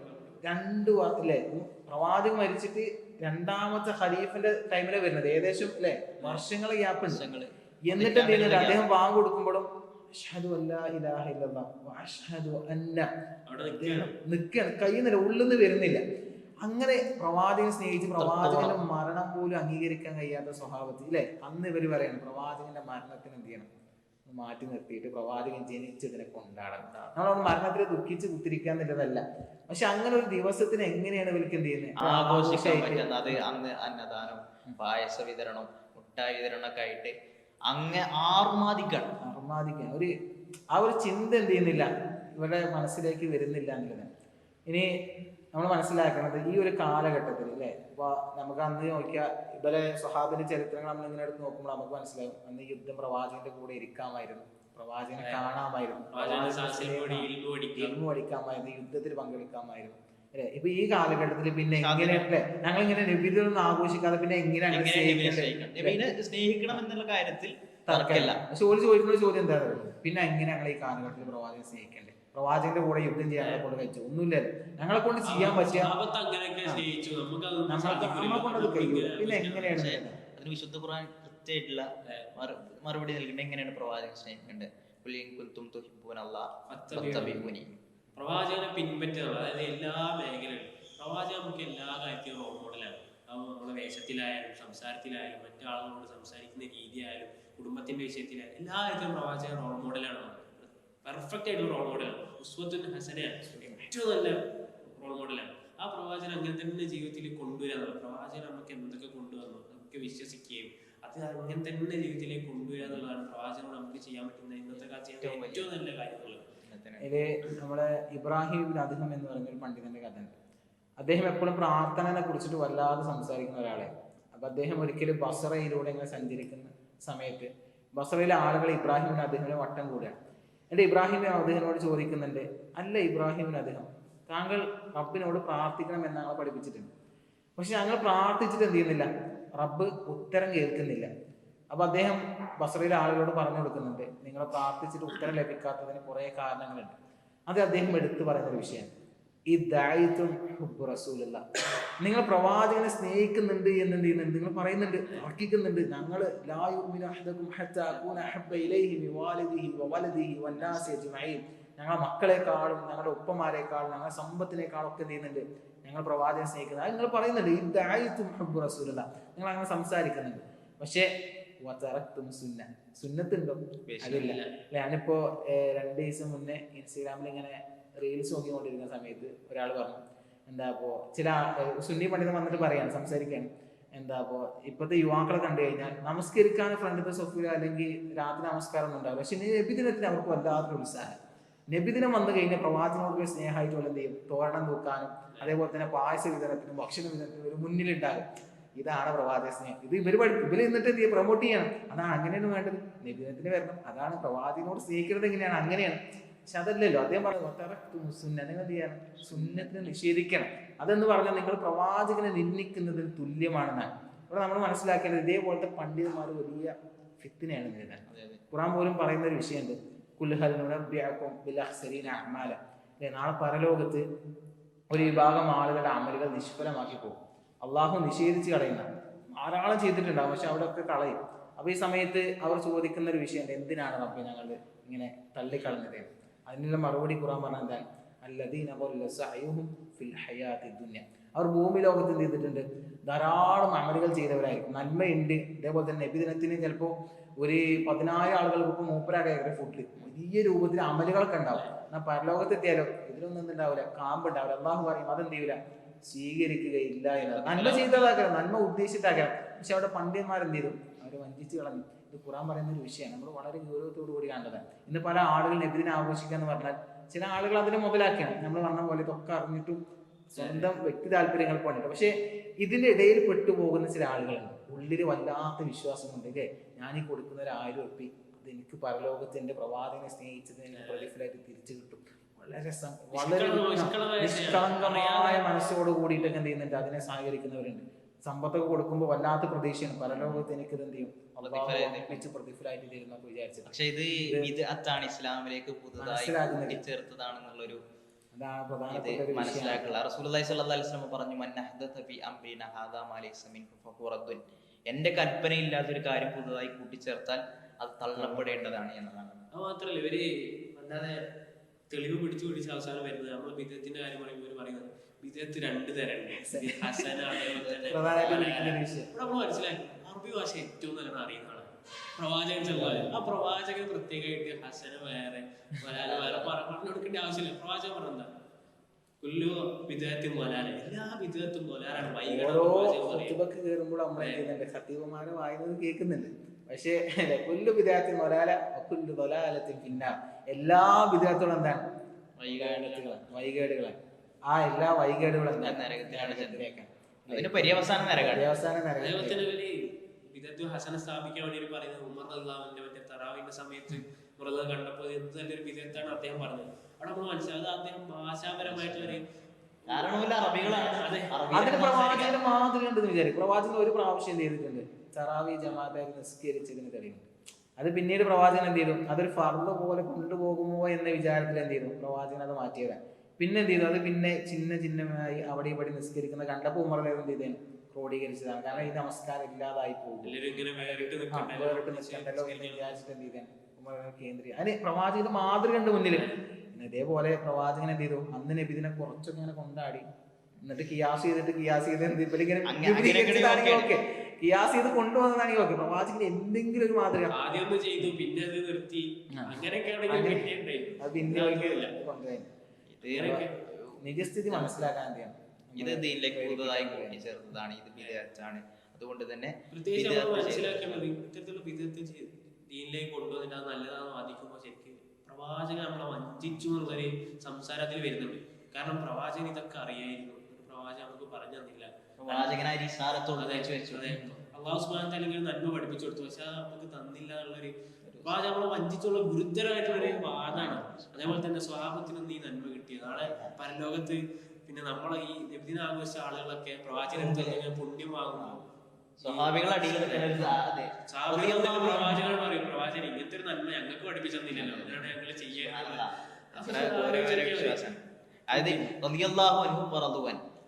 ഒരു തൃപ്തിപ്പെട്ടതാണ്. സ്വഹാബികളാണ് അള്ളാഹ് തൃപ്തിപ്പെട്ടതാണ്. അള്ളാഹ് സ്വർഗം കൊണ്ട് വാഗ്ദാനം ചെയ്യപ്പെട്ട ആളുകൾ. ആ തൃപ്തിയിൽ എന്തില്ല, നബിദിനം വന്നിട്ടില്ല. അള്ളാഹ് തൃപ്തിപ്പെട്ടപ്പോഴില്ല, തൃപ്തി കഴിഞ്ഞപ്പോഴാണ് അപ്ഡേറ്റ് ചെയ്ത പുതിയ വല്ല വാക്കും കിട്ടുന്നതാണ്. അപ്പോൾ ഇതാണ് ഇതിലെ യഥാർത്ഥമായിട്ട് വിശ്വാസി എന്നതിലൊക്കെ നമ്മൾ മനസ്സിലാക്കേണ്ട ധാരാളം വിഷയങ്ങൾ ഇങ്ങനെയൊക്കെ. ഇവിടെ നമ്മൾ മനസ്സിലാക്കേണ്ടതെന്ന് വെച്ചാൽ ഇബ്നു തൈമിയ്യ റഹ്മത്തുള്ളാഹി പറയുന്ന ഒരു വാക്കാണ്. ഇബ്നു തൈമിയ്യന്റെ വീട്, ഇബ്നു തൈമിയ്യ എന്ന് പറഞ്ഞാൽ വഹാബികളുടെ നേതാവ്. സുഫിയാൻ തൗരി പറയുന്നത്, സുഫിയാൻ തൗരി എന്ന് പറഞ്ഞാൽ താബികളിൽ പെട്ട പണ്ഡിതനാണ്. അദ്ദേഹം പറയുന്ന ഒരു വാക്കാണ്, അതായത് ശൈത്താൻ ഏറ്റവും ഇഷ്ടം ബിദ്അത്ത് ചെയ്യുന്ന ആളുകളാണ്. ബിദ്അത്തിനാണ് ഏറ്റവും കൂടുതൽ. കാരണം ഒരു പാപം ചെയ്യുന്ന ഒരാളാണ്, അദ്ദേഹത്തിന് മനസ്സിലൊരു കുറ്റബോധം ഉണ്ടാവും, ഞാൻ ചെയ്യുന്നത് തെറ്റാണ്, എനിക്ക് നിർത്തണം, എന്തെങ്കിലും തൗബ ചെയ്യണം. നമ്മളിപ്പോൾ ഒരു സിഗരറ്റ് വലിക്കുന്ന ഒരാൾ പോയി പറഞ്ഞാൽ ചെയ്യുന്നത് തെറ്റാട്ടോ, അതൊക്കെ നിർത്തണം. അപ്പൊ ആള് പറയും എനിക്ക് ആഗ്രഹമുണ്ട്, പക്ഷെ നടക്കാത്തോളം തെറ്റാന്ന് എനിക്ക് അറിയാം. പിന്നെ അദ്ദേഹത്തിന് കുറ്റബോധം ഉണ്ടായി ചിലപ്പോൾ തൗബ ചെയ്തേക്കാം. പക്ഷെ ഈ ബിദ്അത്ത് ചെയ്യുന്ന ആളെ മനസ്സിലെന്താ, നബിദിനം ആഘോഷിക്കുന്ന ആളെ മനസ്സിലെന്താ, ഇത് അള്ളാഹ്ക്ക് ഇഷ്ടമുള്ള ഒരു കാര്യമാണ്, ഇത് അള്ളാഹ് എന്തേ എനിക്ക് പ്രതിഫലം ചെയ്യും തരും. അപ്പൊ ആ മനസ്സോടെ നിൽക്കുന്ന ഒരാൾ ഒരിക്കലും തൗബ ചെയ്യൂല. ആ വിധത്തിലായിക്കൊണ്ട് അദ്ദേഹം മരണപ്പെടുകയാണ്. അദ്ദേഹത്തിന്റെ അമാലുകളൊക്കെ പ്രവർത്തനങ്ങളൊക്കെ നിഷ്ഫലമായി പോകുന്ന ഒരു അവസ്ഥ. സുബ്ഹാനല്ലാഹ്, എന്ത് ഭയങ്കര ഇതുള്ള ഖേദകരമായൊരു സന്ദർഭമാണ്. നമ്മളെ പ്രവർത്തനങ്ങളൊന്നും നമുക്ക് ഉപകരിക്കാത്ത സാധാരണക്കാരായ ആളുകളെ സംബന്ധിച്ചിടത്തോളം. അതേപോലെ തന്നെ അല്ലാഹു സുബ്ഹാനഹു വ തആല ഏതൊക്കെ മാസത്തിനാണ് പവിത്രത കൽപ്പിച്ചെന്ന് വളരെ കൃത്യമായിട്ട് അള്ളാഹ് ഖുർആനിലും പഠിപ്പിച്ചിട്ടുണ്ട്, ഹദീസിലും ഉണ്ട്. അതായത് റജബ്, മുഹറം, ദുൽഖഅദ, ദുൽഹിജ്ജ വളരെ കൃത്യമായിട്ട് പഠിപ്പിച്ചാണ്. അതിലെന്തില്ല, റബീഉൽ അവ്വലില്ല. അത് നമ്മൾ റബീഉൽ അവ്വൽ പ്രത്യേകമായിട്ട് ഒരു സാധനം കൊടുക്കുമ്പോൾ ശരിക്കും അള്ളാഹിന്റെ അധികാരത്തിൽ നമ്മൾ കൈയെടുത്താണ്. അതായത് പടച്ചോനെ ഇങ്ങനൊന്നും പറഞ്ഞാണ്ട് നമ്മൾ അങ്ങോട്ട് ഉണ്ടാക്കും, നമ്മൾ ഇത് പ്രത്യേകമായിട്ട് കണക്കാക്കുന്നുള്ളൊരു ശരീരത്തിൽ ഉണ്ടാക്കാൻ നമ്മൾ തന്നെ ഏറ്റെടുക്കണം. പടച്ചോന്റെ അധികാരത്തിലുള്ള വലിയൊരു ഗുരുതരമായിട്ടുള്ള ഒരു അവസ്ഥ ഇതിലുണ്ട്. ബിദ്അത്തിനെ നമ്മൾ വളരെയധികം നല്ല രീതിയിൽ കരുതിയിരിക്കുക എന്നുള്ളതാണ്. കാരണം ബിദ്അത്തുകാര് അവിടെ നാളെ ഖിയാമത്ത് നാളിൽ പരലോകത്ത് വരുന്നൊരു സന്ദർഭം റസൂലുള്ളാഹി സ്വല്ലല്ലാഹി അലൈഹി വസല്ലം വിവരിക്കുന്നുണ്ട്. റസൂലുള്ളാഹി സ്വല്ലല്ലാഹി അലൈഹി വസല്ലമയുടെ ഉമ്മത്തിലെ ആളുകൾ, റസൂലുള്ളാഹി സ്വല്ലല്ലാഹി അലൈഹി വസല്ലമയുടെ ഉമ്മത്തിലെ ആളുകൾക്ക് റസൂലിനെ നൽകുന്ന ഏറ്റവും വലിയ നിഅമത്താണ് ഹൗദുൽ കൗസറിൽ നിന്ന് വെള്ളം കുടിക്കാൻ സാധിക്കുന്നു എന്നുള്ളത്. അതായത് പ്രവാചകനെ ചോദിക്കുന്നത്, അതായത് അവർ വെള്ളം കുടിക്കാൻ വരുന്ന സമയത്ത് അവർ പറയുന്നുണ്ട്, ആ സമയത്ത് ഉമ്മത്തി പ്രവാചകനെ സ്നേഹത്തോടെ വിളിച്ചു പറയുന്നത്, അള്ളാഹു എന്റെ ഉമ്മത്താണ് അവനെ ഒഴിവാക്കുന്നത്.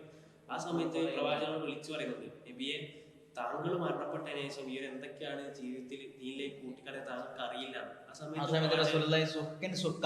നിങ്ങൾ ദൂരെ പോകുന്ന അവരെ നിർഭാഗ്യമായ അവസ്ഥ എന്ന് ആലോചിച്ചാൽ പ്രവാചകർക്ക് വെള്ളം കിട്ടാതെ പ്രവാചകൻ ആട്ടി ഓടിക്കാന്നൊക്കെ പറഞ്ഞാല്, കാരണം ഇവിടെ അത്രയും നബിദിനം അത്രയും അവരുടെ സമ്പത്ത് ചെലവഴിച്ച് കണ്ട് അത്രയും പ്രയാസപ്പെട്ട ഇത് അത്രയും സാമ്പത്തികമായും എല്ലാ രൂപത്തിലും അവര് ഈ പ്രവർത്തനങ്ങൾ ചെയ്താലും പക്ഷെ അവർക്ക് ഉപകരിക്കാത്ത അതേപോലെ തന്നെ പ്രവാചകന്റെ അടുത്ത് റിപ്പോർട്ട് ചെയ്യപ്പെട്ട ഒരു റിപ്പോർട്ടിൽ നമുക്ക് കാണാം വിദഗ്ധരുടെ പ്രവർത്തനങ്ങളൊക്കെ അള്ളാഹു തടഞ്ഞു വെക്കുന്നതാണ്. അതായത് ആ വിദഗ്ധത്തിൽ നിന്ന് അദ്ദേഹം തൗബ ചെയ്യുന്നവരെ അദ്ദേഹം ചെയ്യുന്ന പ്രവർത്തനങ്ങൾ ഏതായിക്കോട്ടെ അതൊക്കെ തടഞ്ഞു വെക്കും എന്നുള്ളതാണ്. അത്ര ഗൗരവമായിട്ടുള്ള വിഷയമാണ് നമ്മൾ ആലോചിക്കണം. ഭയങ്കര അതാണ് പ്രവാചകം അതിനെ തള്ളപ്പെടും, നമ്മൾ സ്വീകരിക്കില്ല എന്നാണ്. അത് നമ്മൾ എത്ര കഷ്ടപ്പെട്ടിട്ട് യാതൊരുവിധ കാര്യമാണ് നമ്മൾ വെറുതെ ഊർജ്ജം ചെലവഴിക്കണം. എത്ര ഊർജ്ജമാണ് ഒന്ന് ആലോചിച്ചാൽ, എത്ര ഊർജ്ജമാണ്, എത്ര പൈസയാണ്, എത്ര സമയമാണ് ഇതിനു വേണ്ടി. എന്നാ ആശ്രമത്തിന് എന്തെങ്കിലും ഉപകാരം ഉണ്ടോ? അതുമില്ല. അപ്പൊ ഇതൊക്കെ നമ്മൾ വളരെ കൃത്യമായിട്ട് മനസ്സിലാക്കി ആദ്യം മനസ്സിലാക്കേണ്ടത് നീ പഠിക്കുന്നത് നമ്മൾ വെറുതെ പൂയാക്കന്മാര് പറഞ്ഞത് അങ്ങനെ തന്നെ ഒരു തക്ലീദ്, അന്ധമായ അനുകരണം പാടില്ല. അതാണ് പ്രധാനപ്പെട്ട ഈ ഒരു കൗമിന്റെ. അതെ അതെ, ഞങ്ങൾ ഉസ്താദന്മാരെങ്ങനെ പറഞ്ഞു അതിൽ പിന്നെ തെറ്റൂല, അതിന് പിന്നെ ഒരു ഇതിപ്പോ ഈ മുടിന്റെ വിഷയം പറഞ്ഞല്ലോ, അപ്പൊ അതിലൊരു കമന്റ് ചെയ്യാനും വായിച്ചാണ്. അപ്പൊ അത് ആയൊരു മുലിയാരുട്ടി ആണ് വന്നിട്ട് പറയണം ഉസ്താദ് പറഞ്ഞതാണ് എങ്കിൽ ശരിയാണ്. ഒന്ന് ആലോചിച്ചൊക്കെ എത്രത്തോളം ബുദ്ധി ഈ പുരോഹിതന്മാർക്ക് പണയം വെച്ചു കൊടുത്തിട്ടുണ്ട്. കുറച്ച് മുന്നായിട്ട് ഒരാൾ വീഡിയോ ഇടാണ്, അതായത് നല്ല നബിദിനത്തിന്റെ പരിപാടിന്റെ ടൈമില് വീഡിയോ ഇടാണ്. എന്ത് എന്റെ ഷിഹാബ് തങ്ങൾക്കും അതേപോലെ ജിഫ്രി കോയ തങ്ങൾക്കും ലഭിക്കാത്തൊരു സ്വർഗ്ഗം എന്തിനാണ്, എത്ര ഗുരുതരായ സംസാരമാണ്. എത്രമാണ് അവരിങ്ങനെ അന്ധമായിട്ട് ഇതാക്കുന്നത്. നരകത്തിനെ കുറിച്ചൊരു ബോധം ഇല്ലാതെ പറയാം. നരകത്തിനെ കുറിച്ച് അല്പെങ്കിലും ഒന്ന് മനസ്സിലാക്കിയിരുന്നെങ്കിൽ നരകത്തിലൊരു ഇവർക്ക് ഒരു അല്പസമയെങ്കിലും തെറ്റു പറ്റൂല എന്നുള്ളൊരു അന്ധമായ വിശ്വാസം ഞങ്ങള് ഓര് പറഞ്ഞു തരുന്നുണ്ടോ അത് ഫുള്ള് ശരിയാണെന്നൊരു കാഴ്ചപ്പാടാണ്. നമ്മളെ മുൻകാലങ്ങളിലെ ചരിത്രമൊക്കെ എടുത്തു നോക്കുമ്പോ ഒരു നരകത്തിനെ പേടിച്ചിട്ട് മൂത്രമൊഴിക്കുമ്പോൾ രക്തം വന്നതാണ്. അത്രത്തോളം പേടിയാണ്. അതേപോലെ തന്നെ സുഫിയാൻ സൗരിനൊക്കെ പറയുന്നുണ്ട്, അദ്ദേഹം ഉറങ്ങിക്കിടക്കുമ്പോൾ പെട്ടെന്ന് ഞെട്ടിണിക്കും, എന്നിട്ട് കരയാണ്. നരകത്തിനെ പേടിച്ച് അതായത് ഉറങ്ങാൻ സാധിക്കുന്നില്ല. അതേപോലെ തന്നെ അമറുൽ ഹാസിന്റെ അടുത്ത് റിപ്പോർട്ട് ചെയ്ത റിപ്പോർട്ട് അദ്ദേഹം പറയുന്നത് വെച്ചാൽ നരകത്തിന്റെ ഭീകരത നിങ്ങൾ അറിഞ്ഞിരുന്നെങ്കിൽ നിങ്ങളെ തൊണ്ട പൊട്ടുന്ന അത്ര വെച്ച് നിങ്ങൾ അല്ലമുറയിടും. അതേപോലെ തന്നെ നിങ്ങളെ നടുവടിയുന്ന രീതിയിൽ നിന്ന് നമസ്കരിക്കുന്നതാണ്. അത്രത്തോളം ഭീകരമാണ് ഈ നരകം. അതിനെ കുറിച്ച് ഒരു നിസ്സാരമായിട്ട് പറയാം. ഞങ്ങള് ഒരു നരകത്തിൽ സ്വീകരിക്കാം. വേണ്ടെന്നില്ല. അപ്പൊ ഇതിന്റെ ഒരു ഗൗരവം മനസ്സിലാക്കില്ല. അത് വലിയ രൂപത്തിക്ക് ആളുകൾ തെറ്റിദ്ധരിപ്പിക്കുന്നുണ്ടെന്നില്ല. ഇതിന്റെ പ്രധാനപ്പെട്ട ഒരു വിഷയം എന്താണെന്ന് വെച്ചാല് ഇത്തരം ആളുകൾ എത്തിപ്പെടുന്ന വിഷയങ്ങൾ അവർ ഈ മൗലവിമാർ എന്ത് ചെയ്യുന്നുണ്ട്, ഇവരെ നേതാക്കളാക്കി വെക്കുന്നത് ഓടത്തോളം കാലം ഇവരെ മുതലെടുക്കാൻ മൗലവിമാർ ഇവരെ മുതലെടുക്കാൻ സത്യവിശ്വാസികളെ പുരോഹിതന്മാരിൽപ്പെട്ട ഒരുപാട് ആളുകൾ നിങ്ങളുടെ പണം അന്യായമായി തിന്നുന്നത് ഖുർആൻ കൃത്യമായിട്ട് പറഞ്ഞതാണ്. അതാണ് ഇവിടെ സംഭവിച്ചുകൊണ്ടിരിക്കുന്നത്. ജനങ്ങളെ മറയാക്കി പിടിച്ചിട്ട് അവരെ മുതലെടുക്കാൻ. ഇപ്പൊ ഏത് വിഷയം ഇപ്പൊ ഈ മുടിന്റെ വിഷയം ആയിക്കോട്ടെ, ഇത് ഇയാള് മാറിയപ്പോ ബാക്ക് നാണികൾ അല്ലാഹു അക്ബർ വിളിക്കണം. രണ്ടോ ആളുകളല്ല 10,000 വരുന്ന ആളുകളെ തുപ്പിയും തലപ്പാവിട്ടിട്ട് എന്ത് ചെയ്യണം അല്ലേ? ഒരു അതിനെ കുറിച്ചൊന്നും ചിന്തിക്കുന്നില്ല. പ്രവാചകൻ അങ്ങനെയാണെന്നുണ്ടെങ്കിൽ ആലോചിക്കാം, ഈ മുടിയൊക്കെ ഇവിടെ ഉണ്ട് എന്ന് അറിഞ്ഞാൽ, അല്ലെങ്കിൽ ഇങ്ങനെ മുടി ഉണ്ട്, ഇന്ന വെള്ളം ഇവിടെ കൊടുക്കുന്നുണ്ട്, വർക്കത്തുണ്ട്, ഇത് ആദ്യം ചെല്ലേണ്ടത് എവിടെയാണ്? മദീനയിൽ പോകണ്ടേ? പ്രവാചകൻ കവറടക്കിയിട്ടുള്ള മദീനയിൽ ഇത് എത്തണ്ടേ? മദീനയിൽ ആളുകൾ വന്ന് സന്ദർശിക്കൂലേ? ഏതെങ്കിലും ആളുകൾ ഇവിടെ വന്ന് സന്ദർശിക്കുക, ഈ വെള്ളം വാങ്ങി പോകുന്ന ആളുകളൊക്കെ കാണാൻ കഴിയുന്നുണ്ട്. ഇവിടുത്തെ മലയാളികൾക്ക് മാത്രമാണോ പ്രവാചകന്റെ ഇത് കിട്ടേണ്ടത്? ഇപ്പൊ നബിദിനം തന്നെ എടുക്കാം. പ്രവാചകന്റെ ഖബറടക്കിയിട്ടുള്ള മദീനത്തെ പള്ളി, പ്രവാചകന് ഏറ്റവും ഇഷ്ടമുള്ള പള്ളിയിൽ എന്ത് ചെയ്യുന്നുണ്ടോ ഇങ്ങനെ ഒരു ആഘോഷം ഉണ്ടെന്നുണ്ടെങ്കിൽ അവിടുത്തെ ഗവൺമെന്റ് ഒക്കെ ഈ മതവിഷയങ്ങൾക്കില്ലേ എത്ര വലിയ പൈസ ചെലവാക്കുക. അങ്ങനെയൊക്കെയാണെന്നുണ്ടെങ്കിൽ അവിടെ എന്തൊരു ആഘോഷമാക്കുന്നത്. സൗദി ഗവൺമെന്റ് ഓരോ വർഷവും രണ്ട് ഹറമിന്റെയും പരിപാലനത്തിന് വേണ്ടി ബില്യൺ കണക്കിന് ഡോളറാണ് ചെലവാക്കുക. അവിടുത്തെ കറണ്ട് ബില്ലും അതുപോലെ തന്നെ മറ്റുള്ള ആവശ്യങ്ങളും. അപ്പൊ ഇങ്ങനെ ആഘോഷം എത്ര വലിയ രീതിയിൽ ആഘോഷം ഒന്ന് ആലോചിച്ച് നോക്കിയാൽ മതി. ചിന്തിക്കാൻ പോലും കഴിയാത്ത രൂപത്തിൽ ആഘോഷമായി. അതൊന്നുമില്ല. പള്ളിയിൽ ഒരു മാറ്റം ഒന്നുമില്ല, ഒരു മാറ്റമില്ല. പക്ഷെ നമ്മളെ കേരളത്തിൽ മറ്റേ നോക്കിക്കഴിഞ്ഞാൽ വലിയ രൂപത്തിൽ കൊണ്ടാടുക. അപ്പോ നമ്മളെ കേരളക്കാരുടെ പ്രത്യേക സ്വഭാവം എന്താ വെച്ചാൽ എന്തായാലും ജസ്റ്റ് ചിന്തിക്കാറ്. പ്രവാചകന് ജനിച്ചു വളർന്നതൊക്കെ അവിടെയാണ്. അവിടെ കിട്ടാത്തൊരു മുടി ഇവിടെ കിട്ടുന്നു അല്ലെ? അവിടെ കിട്ടാത്ത പ്രത്യേകിച്ച് ഒരു ആഘോഷം ഇവിടെ ആഘോഷിക്കുന്നു. അങ്ങനെയുള്ള എല്ലാ ഇവിടേക്ക് മാത്രം വരുമ്പോൾ ചിന്തിച്ചൂടെ അല്ലെ? ഇങ്ങനെ ഇവിടുത്തെ പണ്ഡിതന്മാർക്ക് മാത്രം എന്താണ് ഇങ്ങനെ വരുന്നത്? നമ്മൾ മനസ്സിലാക്കേണ്ടത് പഠിക്കുക എന്നുള്ളത്. ഇതിന്റെയൊക്കെ മെയിൻ പ്രശ്നം അറിവില്ലായ്മ എന്നുള്ളതാണ്. അതായത് മുലിയാമാര് പറയുന്നത് അങ്ങനെ തന്നെ എടുക്കുക. ഖുറാനിലുണ്ടോ ഹദീസിലുണ്ടോ ഉസ്താദ് പറഞ്ഞു, അങ്ങനെ നമ്മൾ തെളിവ് വയ്ക്കും പറയുന്നത് ആ ഉസ്താദ് ഇങ്ങനെ പറഞ്ഞു, അത് മതി. നമ്മൾ ശരിക്കും മനസ്സിലാക്കേണ്ടത് ഖുറാനും ഹദീസും കൃത്യമായിട്ട് പഠിക്കുക എന്നുള്ളതാണ്. അതായത് അതിന്റെ സോഴ്സ് തന്നെ ഇസ്ലാമിനെ പഠിക്കുക. അങ്ങനെയാണെങ്കിൽ ഇത്തരത്തിലുള്ള അനാചാരങ്ങളിലേക്കും അന്ധവിശ്വാസങ്ങളിലേക്കും നമ്മൾ പോകില്ല എന്നുള്ളതാണ്. എന്നാലും എത്ര ക്ലിയർ ആണ് ഇസ്ലാം. ഓരോ കാര്യം പ്രവാചകൻ പറയുന്നുണ്ട്, സ്വർഗത്തിലേക്കുള്ള എല്ലാ കാര്യങ്ങളും ഞങ്ങൾക്ക് പറഞ്ഞു തന്നിട്ടുണ്ട്, അതേപോലെ തന്നെ നരകത്തിൽ നിന്ന് നിങ്ങളെ ദൂരേക്കാക്കുന്ന എല്ലാ കാര്യങ്ങളും ഞാൻ പറഞ്ഞു തന്നിട്ടുണ്ട്. ഒരു കാര്യം പോലും ഒന്നുപോലും വിട്ടുപോയിട്ട് എല്ലാം ക്ലിയർ ആക്കി പ്രവാചകൻ പഠിപ്പിച്ചതാണ്. നമ്മൾ പഠിക്കാൻ തയ്യാറാണ്. എല്ലാ സോഴ്സും നമ്മുടെ മുന്നിലുണ്ട്. ഇന്ന് പുതിയ കാലഘട്ടത്തിൽ ഒരുപാട് പഠിക്കാനുള്ള അവസരങ്ങളാണ് ഒരുപാട്. പണ്ടുള്ള മുൻഗാമികള് ആയിരക്കണക്കിന് കിലോമീറ്റർ നടന്നു പോയിട്ടും അതേപോലെ തന്നെ കിതാബ് വാങ്ങാൻ പണമില്ലാത്തതുകൊണ്ട് കൈപ്പടിയിൽ 1000 പേജൊക്കെ എഴുതിയെടുത്ത ആള്. എന്നാൽ അതിന്റെ ഒന്നും ആവശ്യമില്ല. ഒന്ന് ഫോൺ എടുത്ത് ഒന്ന് സെർച്ച് ചെയ്താൽ നമുക്ക് കിതാബ് അങ്ങനെ തന്നെ വായിക്കാൻ കിട്ടും. അറബി അറിയുന്ന ആൾക്കാരാണെങ്കിൽ അതേപോലെ തന്നെ പ്രസംഗങ്ങൾ മലയാളം വേണമെങ്കിൽ മലയാളം ഉണ്ട്, ഏത് ഭാഷ വേണോ അതുണ്ട്. ഇനി വായിക്കാൻ മടിയാണോ കേൾക്കുന്ന രൂപത്തിലുണ്ട്. ഒരു കിതാബ് കൊടുത്തു കഴിഞ്ഞാൽ കിതാബ് ഇങ്ങനെ വായിക്കാൻ വേണ്ടിയാണെങ്കിൽ അതുണ്ട്. എല്ലാ സംവിധാനവും മുന്നിലുണ്ട്. ഖുറാന്റെ ഒരു വാക്ക് നമ്മുടെ മുന്നിലുണ്ട്, എന്ത് ഖുൽ ഹൽ യസ്തവിൽ ലദീന യഅലമൂന വല്ലദീന ലാ യഅലമൂൻ. നിങ്ങൾ പഠിക്കുന്നവരും പഠിക്കാത്തവരും എന്താവില്ല, ഒരിക്കലും തുല്യരാവുകയില്ല എന്ന് ഖുറാന്റെ ഒരു വാക്കുണ്ട്. അതുകൊണ്ട് നമ്മൾ പഠിക്കാൻ തയ്യാറാകാന്നുള്ളതാണ് സമൂഹത്തിൽ മനസ്സിലാക്കിയത്. അറിവ് പഠിക്കാനുള്ള പുസ്തകമാർക്ക് മാത്രം ഉള്ളതാണ്. സാധാരണക്കാർക്ക് പഠിക്കേണ്ട ആവശ്യമില്ല എന്നൊരു ഇതുണ്ട്. പക്ഷെ അവിടെ പ്രവാചകന്റെ കൃത്യമായിട്ടുള്ള വാക്കുണ്ട്, ഓരോ മുസ്ലിമിന്റെ നേരെ ഇൽമു പഠിക്കാനുള്ള നിർബന്ധമായിട്ടുള്ള കാര്യമാണ്. അപ്പൊ നമുക്ക് നമ്മുടെ സഹോദരന്മാരോട്, നമ്മുടെ സമസ്ത സഹോദര നസീഹത്തോട് നമുക്ക് യാതൊരുവിധ വിദ്വേഷം, നമ്മള് ഈ സംസാരം നടത്തുന്നതും അതേപോലെ തന്നെ ഇതിനെ എതിർക്കുന്നതും ഒന്നും ആരോടും വിജയിക്കാനോ നമുക്കില്ല. അവരോടുള്ള സ്നേഹം കൊണ്ടാണ്. അവര് യഥാർത്ഥ ആശയത്തോടുകൂടി അവരോട് പറയാനുള്ളത് നല്ല രീതിയിൽ ദീൻ പഠിക്കുക എന്നുള്ളത്, കൃത്യമായിട്ട് ദീൻ പഠിക്കാതെ നല്ല രീതിയിൽ പിന്തുടരുക. അതേപോലെ തന്നെ പ്രവാചകനെ അവിടുന്ന് സ്വഹാബത്ത് പഠിപ്പിച്ചെന്ന രീതിയിൽ പിൻപറ്റുക. ഇസ്ലാമിന്റെ ശത്രുക്കൾ പഠിപ്പിച്ച രീതിയിൽ പിൻപറ്റാതെ സ്വഹാബാക്കൾ എങ്ങനെയാണ് മനസ്സിലാക്കിയത് ആ രൂപത്തിൽ നമ്മുടെ സുന്നത്തുകൾ അനുധാവനം ചെയ്യാൻ സുന്നത്ത്, അതുപോലെ തന്നെ അതനുസരിച്ച് അവർക്ക് ജീവിക്കാനും അവരുടെ ജീവിതത്തിൽ വന്നുപോയ തെറ്റുകൾ മാറ്റി നന്മയിലേക്ക് വരാനും അല്ലാഹു സുബ്ഹാനഹു വ തആല അവരെവരെയും അനുഗ്രഹിക്കുമാറാകട്ടെ. സത്യമായി മനസ്സിലാക്കാൻ അല്ലാഹു അനുഗ്രഹിക്കുമാറാകട്ടെ. വാഖിറു ദഅവാനാ അൽഹംദുലില്ലാഹി റബ്ബിൽ ആലമീൻ. അസ്സലാമു അലൈക്കും വറഹ്മത്തുള്ളാഹി.